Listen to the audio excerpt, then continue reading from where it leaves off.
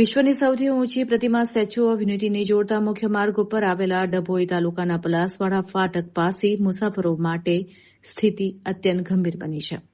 છેલ્લા 1 મહિનાથી શરૂ થયેલું ઓવરબ્રિજનું કામ અગમ્ય કારણોસર 15 દિવસથી બંધ પડતા પ્રજામાં ભારે રોષ જોવા મળી રહ્યો છે. આ રસ્તો માત્ર સ્ટેચ્યુ ઓફ યુનિટી જ નહીં પણ રાજપીપળા, ચાણોદ, કરનાળી, પોઈચા અને વઢવાણ જેવા મહત્વના પ્રવાસન સ્થળોને પણ જોડે છે.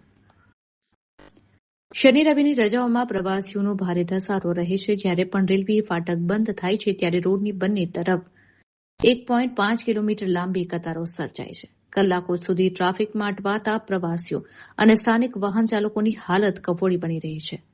એક તરફ સરકાર પર્યટનને પ્રોત્સાહન આપવાની વાતો કરે છે તો બીજી તરફ વહીવટીતંત્રની નિષ્કાળજીને કારણે મુખ્ય માર્ગો પર કામગીરી ખોરંભે પડી છે.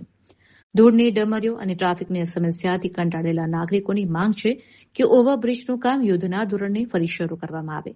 કામ પૂર્ણ ન થાય ત્યાં સુધી ટ્રાફિકના નિયમન માટે પોલીસની ચુસ્ત વ્યવસ્થા કરવામાં આવે. વૈકલ્પિક માર્ગની સુવિધા ઉભી કરી જનતાને હાલાકીમાંથી મુક્તિ અપાવવામાં આવે. જો વહેલી તકે કામગીરી શરૂ કરવામાં નહીં આવે તો આગામી દિવસોમાં ટ્રાફિકની આ સમસ્યા પ્રવાસીઓ માટે વડોદરા અને ડભોઈ વચ્ચેના પ્રવાસને યાદગારને બદલે આફત સમાન બનાવી દેશે.